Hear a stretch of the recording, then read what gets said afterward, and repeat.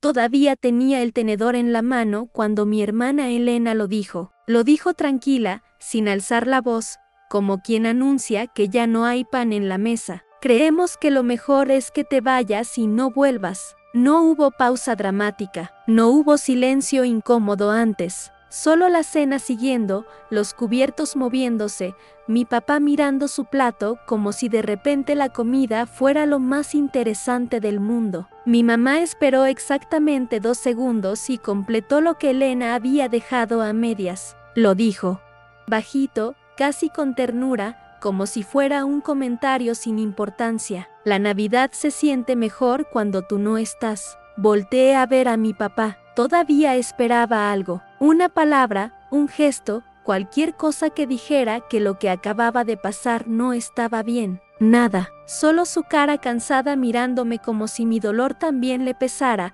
pero no lo suficiente para que abriera la boca. Entonces miré a mi izquierda. Mi hija Mía tenía 7 años y estaba sentada muy derecha, muy callada, separándola ensalada de su plato con una cuchara, con demasiado cuidado, como si ya supiera que en esa casa era mejor no llamar la atención. Vi su manita apretarse sobre el tenedor, y en ese momento algo dentro de mí dejó de esperar. Me tomó menos de 30 segundos decidir. Dejé el tenedor sobre el plato con el pavo todavía ahí, la salsa todavía caliente, y miré a mi hija directo a los ojos. Mi amor, ve por tu abrigo y tu mochilita. Nos vamos. Mía no preguntó por qué, no lloró, se bajó de la silla con un alivio tan rápido que me dio vergüenza no haberlo visto antes. Sí, mamá, dijo, y salió al pasillo. Cuando desapareció de la cocina,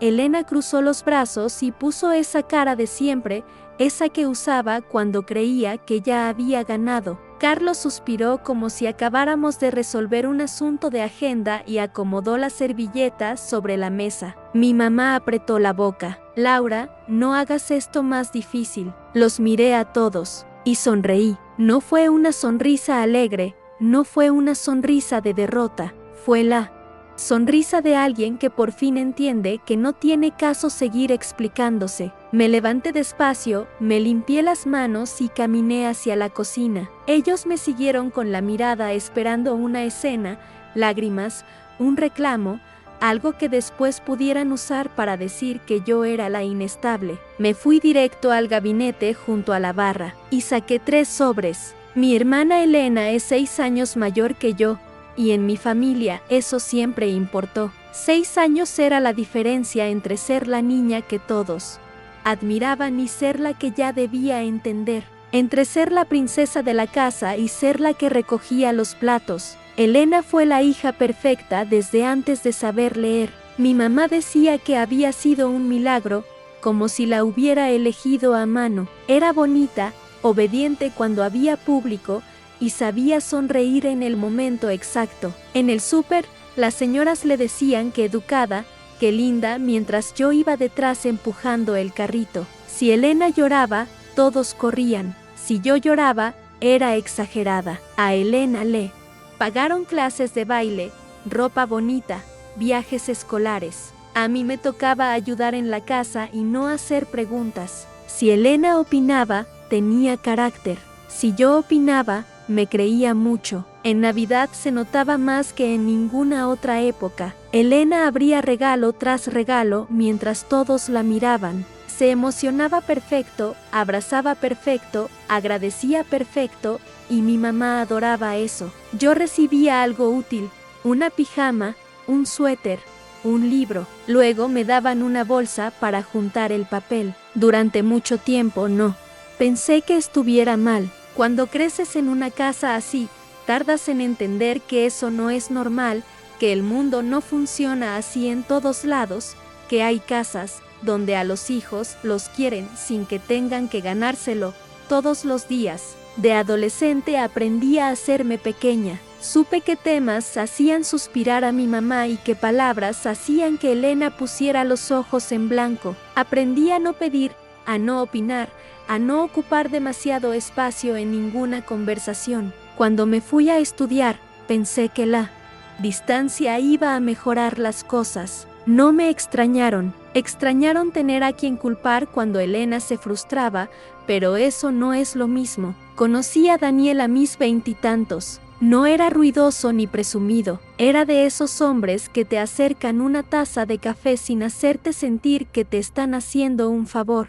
En nuestra tercera cita le conté una historia de mi hermana y de mi mamá, riéndome como si fuera algo normal, como si fuera anécdota de familia, de esas que todos tienen. Daniel no se rió, me miró y dijo: Laura, eso no está bien. Me quedé parada sin saber qué decir. Nadie me había dicho eso antes, con esa sencillez, sin drama. Lo repitió con más calma. No es normal que te traten así. Nos casamos un año después. Mis papás fueron correctos en público. Elena subió fotos a sus redes como si estuviera feliz por mí. Carlos, que todavía era su novio, hizo un chiste sobre lo valiente que era Daniel por meterse en nuestra familia. Daniel sonrió, no mordió el anzuelo y me apretó la mano.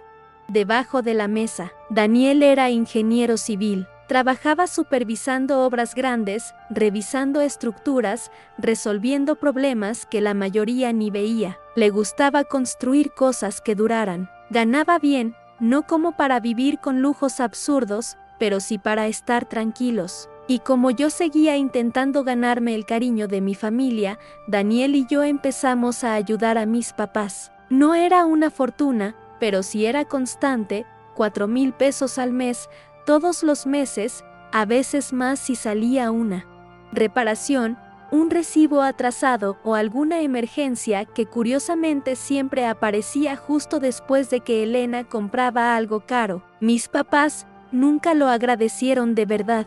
Lo recibían como si fuera algo natural, como si nosotros fuéramos parte del presupuesto de la casa. Elena decía: yo les dije que entre todos íbamos a salir adelante. Carlos agregaba: la familia se apoya. Y yo me quedaba callada porque Daniel me miraba, y con eso bastaba para recordarme que no estaba loca. Años así, años. Ayudando en silencio, sin que nadie lo dijera en voz alta, sin publicaciones de Facebook, sin fotos, sin reconocimiento. Solo el depósito llegando puntual y mi familia recibiéndolo como si les debiera. Eso duró hasta que todo cambió de golpe, hasta que en un día normal, un martes de trabajo, una llamada me partió la vida en dos. 6 meses antes de esa Nochebuena, Daniel murió en una obra. Había ido a una revisión que se suponía rutinaria. Un día normal, un casco, una carpeta, una llamada.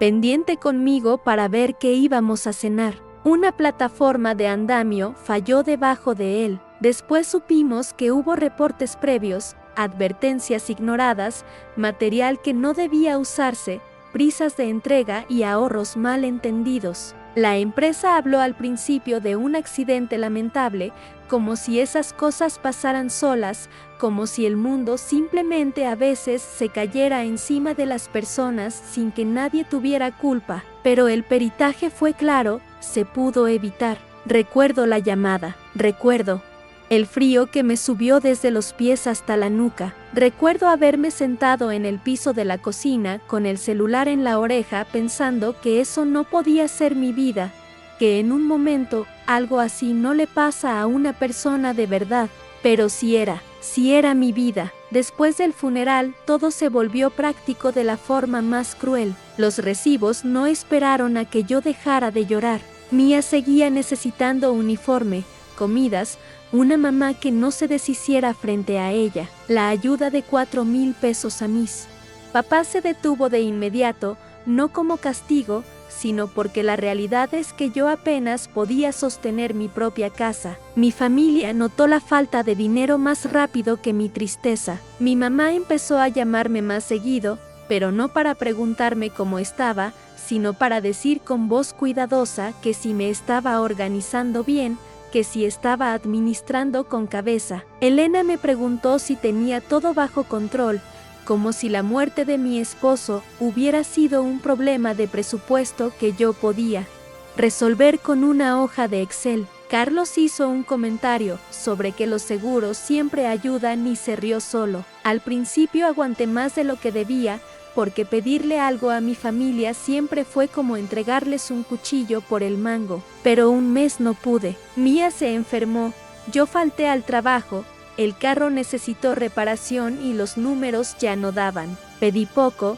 solo para cerrar ese mes. Mis papás depositaron una cantidad pequeña. A las pocas horas, mi mamá publicó en Facebook una foto familiar, antigua, con un texto largo sobre lo duro que es apoyar a la familia y ver que algunos todavía no aprenden a sostenerse solos.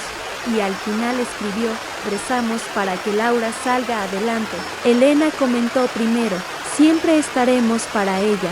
Carlos reaccionó con un corazón. Me sentí expuesta, usada, reducida a una historia que ellos podían contarle a sus contactos para verse generosos.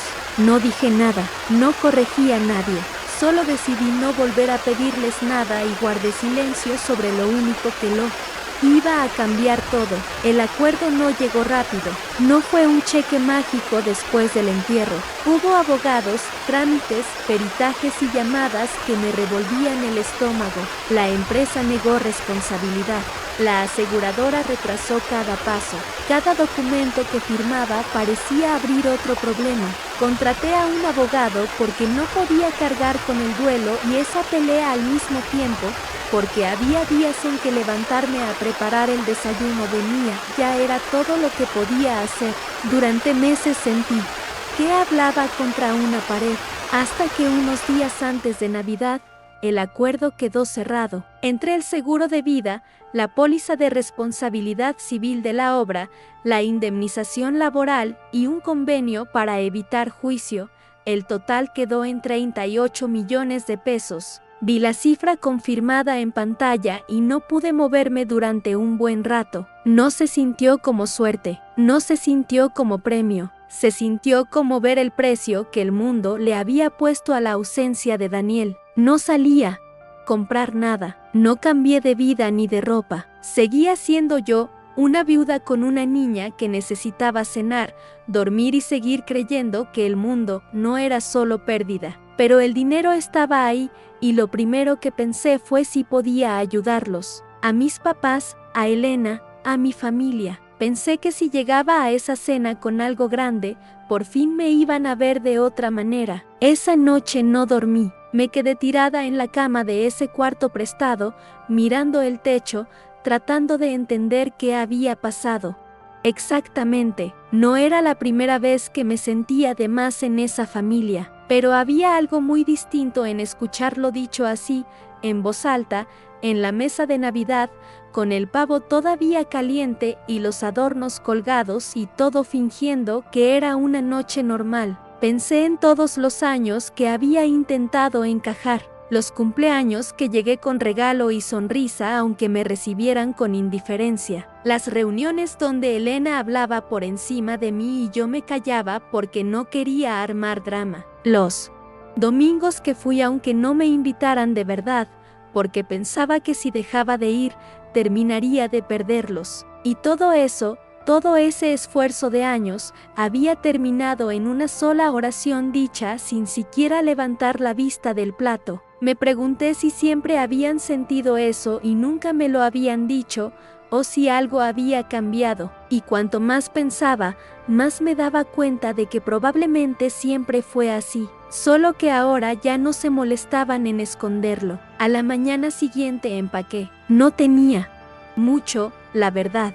Unas bolsas, una maleta mediana, cosas que había ido dejando ahí con el tiempo porque en algún momento pensé que esa casa también era un poco mía. Elena apareció en la puerta de la recámara mientras yo doblaba ropa y me dijo, con esa voz que ella siempre usaba cuando quería parecer razonable, que no era nada personal, que a veces las familias necesitan espacio, que yo siempre había sido muy intensa, que las cosas se ponían tensas cuando yo estaba y que todos lo sentían aunque nadie lo dijera. Me quedé parada con una camiseta en la mano, mirándola. Quise preguntarle cuándo exactamente yo había sido tan intensa, qué había hecho, qué momento concreto había arruinado, pero no dije nada, porque en ese momento entendí algo importante. Elena no estaba buscando una conversación. Elena estaba cerrando una puerta y quería que yo me creyera que era por mi bien. Asentí, terminé de empacar, y cuando salí cargando mis cosas, ella ya había vuelto a la cocina como si nada. Mi papá estaba sentado en la sala cuando pasé. Tenía el televisor encendido, pero no lo estaba viendo. Me detuve un momento. Él me miró. Yo lo miré a él. Y entonces pasó algo que me dolió más que todo lo que Elena y mi mamá habían dicho juntas. Él abrió la boca, hizo una pausa pequeña y dijo: cuídate. Nada más. Cuídate, como si yo fuera una conocida que se va después de una visita corta. No hubo lo siento, no hubo yo no estoy de acuerdo con esto. No hubo ningún gesto de que me importas aunque no sé cómo decirlo. Solo cuídate, con la mirada ya de regreso al televisor, antes de que yo terminara de cruzar la puerta. Salí a la calle con mis bolsas y me paré en la banqueta un momento. Hacía frío, era 26 de diciembre.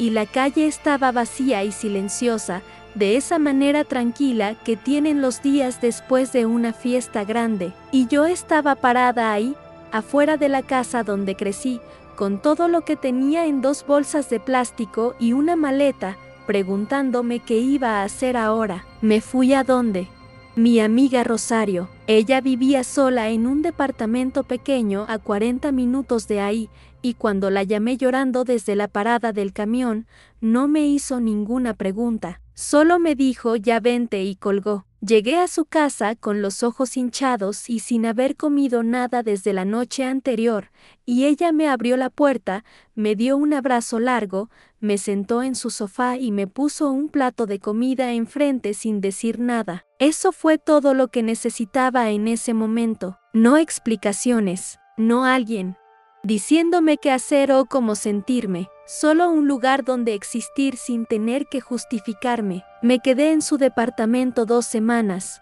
dormí en su sofá, traté de no ocupar demasiado espacio, le ayudé con los gastos de lo poco que tenía ahorrado. Y en esas 2 semanas, Rosario nunca me dijo que era demasiado, que necesitaba irme, que las cosas se sentían tensas con mi presencia. Fue entonces cuando entendí, comparando, lo que se siente estar en un lugar donde sí te quieren. En esas semanas en casa de Rosario empecé a pensar con más calma. El dolor seguía ahí, no voy a mentir, pero debajo del dolor había algo más, algo que iba tomando forma poco a poco. Empecé a recordar cosas, detalles pequeños que en su momento no les había dado peso, como que cada vez que a mí me iba bien en algo, en la casa había un silencio raro. Cuando conseguí mi primer trabajo bien pagado, Elena hizo un comentario sobre que seguro no iba a durar. Cuando terminé un curso que me había costado meses de esfuerzo,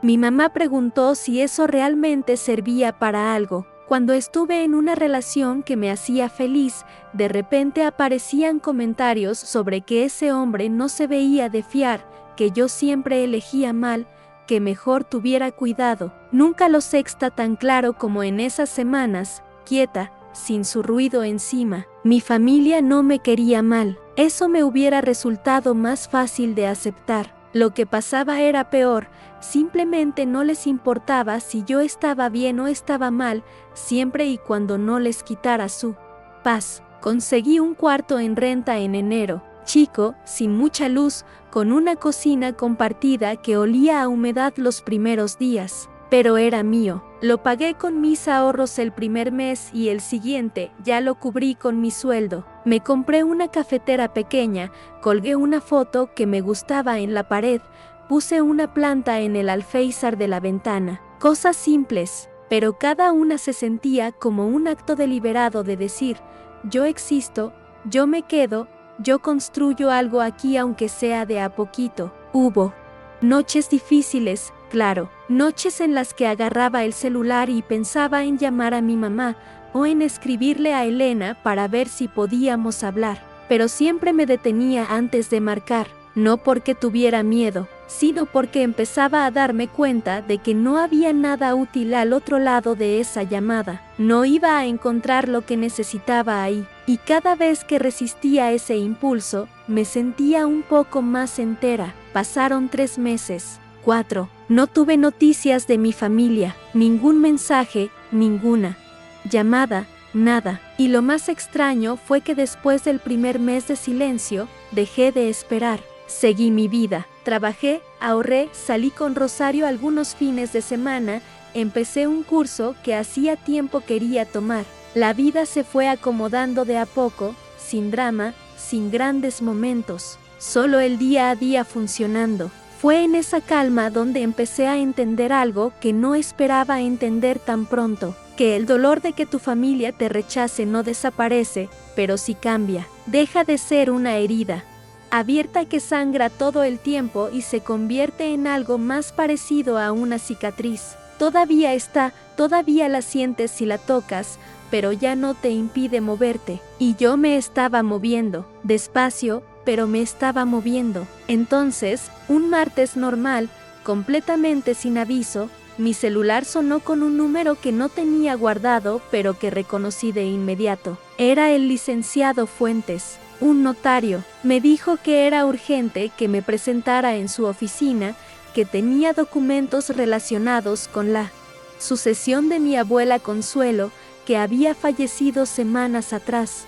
Me quedé sin palabras. Nadie me había avisado que mi abuela había muerto. Nadie, ni una llamada, ni un mensaje, nada. Me enteré de que mi abuela ya no estaba en este mundo por la voz de un notario que me hablaba en tono neutro para decirme que tenía papeles que firmar. Sentí un golpe en el pecho que no supe bien cómo clasificar. Era tristeza, sí, pero también era algo más. Era la confirmación más brutal de todo lo que había estado tratando de procesar en esos meses. Para ellos, yo no existía, ni siquiera para decirme que la abuela que me había enseñado a hacer tortillas y que me llamaba mi niña se había ido. Fui a la cita al día siguiente con las manos frías y el estómago hecho nudo, y lo que el licenciado Fuentes puso sobre esa mesa cambió todo. Y entonces llegó el momento que yo no había planeado, pero que en el fondo creo que siempre supe que iba a llegar. El licenciado Fuentes abrió una segunda carpeta, más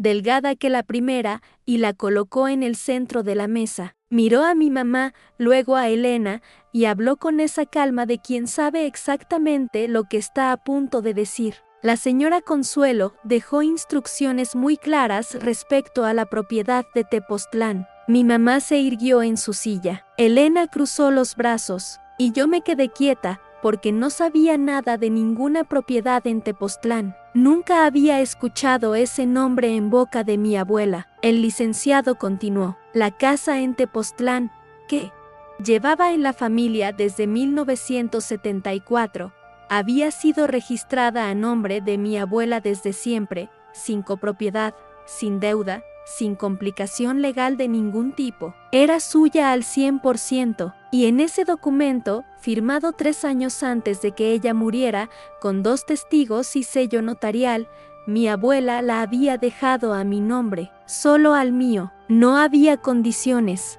no había plazos. Era mía desde el día en que ella murió, y yo no lo había sabido porque nadie me lo había dicho. Nadie. Mi mamá abrió la boca, la cerró, la volvió a abrir. Elena se levantó de la silla sin decir nada y se fue al baño. Y yo sentí algo muy raro en el pecho, algo que no era alegría ni rabia ni nada que yo pudiera nombrar fácil. Era más parecido a cuando uno lleva mucho tiempo cargando algo muy pesado y de repente lo suelta, y el cuerpo no sabe todavía cómo sentirse sin ese peso. Mi mamá encontró la voz antes que Elena. Eso no puede ser, lo dijo así, seco, como una instrucción. El licenciado Fuentes no parpadeó. Con mucho respeto, le explicó que el documento era completamente válido, que había sido revisado por la notaría en 2 ocasiones distintas, y que cualquier impugnación tendría que pasar por un juicio civil que, dadas las condiciones del testamento, tendría muy pocas probabilidades de prosperar. Mi mamá volteó a verme con una cara que yo no le había visto nunca. No era enojo, era algo más profundo, más feo. Era la cara de alguien que acaba de entender que perdió algo que nunca debió haberse sentido.